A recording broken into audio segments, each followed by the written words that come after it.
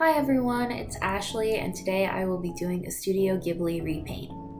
This quarantine, I've been feeling a lot of art burnout before my senior year of college, so I've been gaining a lot of inspiration from Miyazaki and his films, and how the artwork feels so effortless but also intentional. I chose this screenshot from Princess Mononoke because I saw how the colors looked really desaturated, and it's a lot of fur, so I wanted to play around with the texture. And as you can see, I am just starting off with a super rough sketch. I've seen how this redraw trend has been popping off on Twitter and Instagram and even YouTube, so I wanted to give it a try. When I sketch, I really could care less about the overall details of things. I really want to focus on shapes and just the general composition of the actual scene. And when I was looking at my reference on my computer, I actually kept it really small and not the highest quality so I can have my own voice when I'm redrawing it. When I first started to do some screenshot redraws on my Instagram page, my intention was to keep it as similar as possible to the original. However, when I actually looked at screenshot redraws that really inspired me, they were super transformative, changing up the color scheme or drawing the characters in their style. So as I do more and more redraws, I definitely keep that more in mind and try to use the redraws as a way to explore my own style. Next, with my Himi gouache paints, I'm going in with a yellow base color to change the white ground of the paper. I chose a yellow color because I knew I was going to go on top of it with really cool purples and blues, so I wanted to have a yellow or a warmer base to help intensify the contrast. Also, since I knew that the fur was going to have a lot of white, I wanted the yellow to poke through to add a bit more dimension. Now, as a guide, I'm going in with a blue color for the shadows. And like the sketch phase, I'm focusing a lot more on shapes rather than details. I would also like to say I just recently got these Himi paints during quarantine, so I may not be using them in the best way. I'm more used to acrylic gouache, and recently I've been really into Procreate, so I've been using it to help get back into more traditional art. I think this gouache is great for studies and sketching and smaller final pieces. It's not the most opaque paint that I've ever worked with, however, I think that's what makes it super beginner friendly. Out of all the things I've bought in quarantine just to feel something, this was one of my favorite purchases so far. Now, going in with a darker blue, I'm just separating the composition into more shapes so there's a better definition between what's in the front and what's in the back. And I do this with a large brush, so I'm once again not too focused on the details. Next, I'm going in with my flat colors, and not gonna lie, when I was doing her skin tone, I felt like this painting was not gonna work out. It looked a bit muddy compared to the yellow base, but I just kept going, and I actually really liked how it came out towards the end. This just shows that paintings usually have an ugly phase, like we all did in 2007, so, it gets better. Keep going and don't give up. I recently watched, more like listened to, a Women in Illustrations podcast, and the main topic was fan art. The host and the guests weren't really anti-fan art, but they weren't pro-fan art either. I think as an illustrator, fan art is a great way to create more pieces, study styles that you enjoy. However, in the long run, you need to realize that you're creating an audience based off of characters and things, not yourself. And I've recently seen this on my own work where my redraws don't get as many likes as, let's say, my relatable comics or my more original work. However, with other personal experience, I've seen artists gain huge, massive followings because of fandoms and creating art only about one thing. But I think from what I've learned in my illustration courses in college and that podcast is that if you want a better chance at longevity in your illustration career, it is best to gain a following off of your own original work. But at the end of the day, I really don't know what's best because I am the one who's posting the Ghibli redraw up on YouTube because it's trendy. Back to the painting, I'm going in with a smaller detailed brush to finally add in the red color to her mask and her horns and soon to be the eye of her wolf.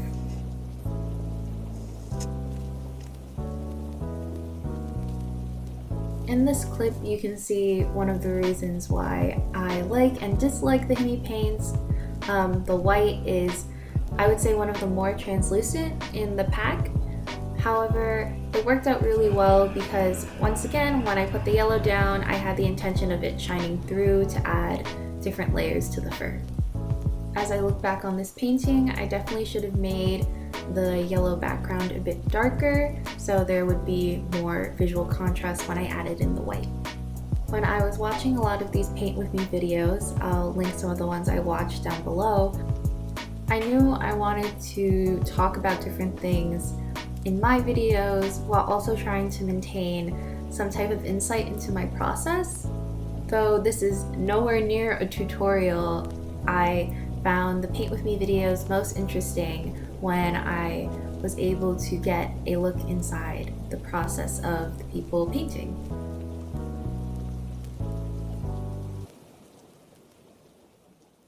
When I first started thinking about making these videos, I thought I could be really cute and aesthetic and have a beautiful table set up and have like ASMR noises of me sketching on the paper.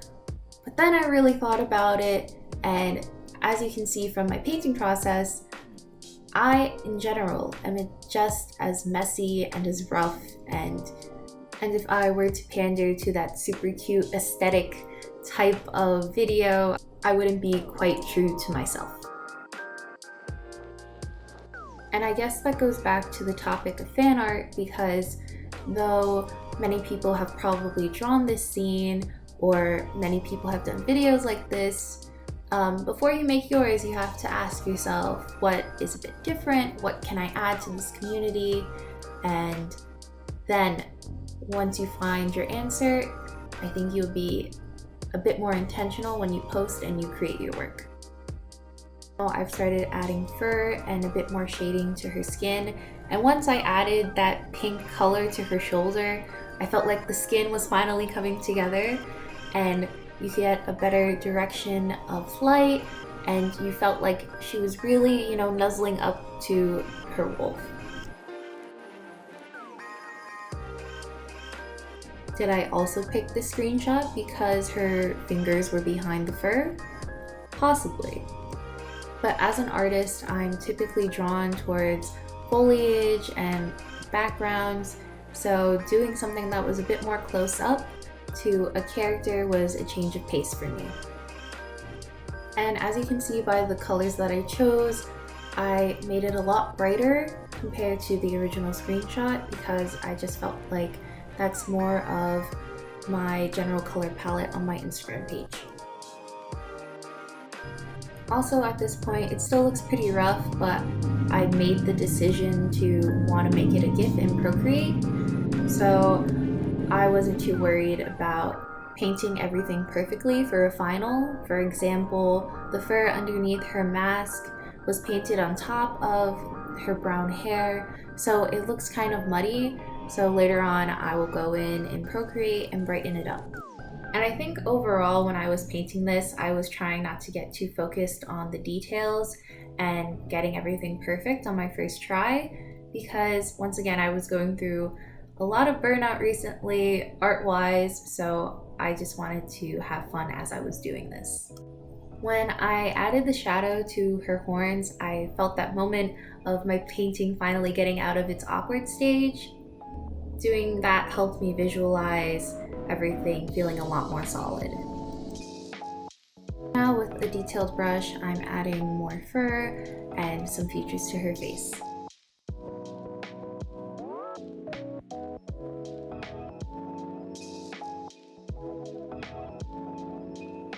Lastly, like when putting on makeup, putting on highlight is one of the most satisfying things to do. And then after adding the highlights, I moved it over to digital. I see a lot of videos adding the peel of the paint, but since the colors are pretty light, it wasn't as satisfying when I did it. Since I don't have a scanner, I took a photo on my iPhone and then transferred it into my iPad. After adjusting the brightness and saturation, I went in with a dry ink brush to fix in some of the areas that I felt needed more definition and some help overall to look less muddy. I know I wanted to have the fur move when I made my GIF, so I went in with some rough ink and added a bit more details to the fur, so there's not too much of a difference between what's animated and what's still. I didn't record my GIF making process, but if you guys want to see it, just comment down below. I lastly added the lashes digitally because I was a bit scared to mess them up on the traditional piece. And here's the final piece. Thanks for watching, and I hope I can keep up with this YouTube channel. Hopefully see you guys soon.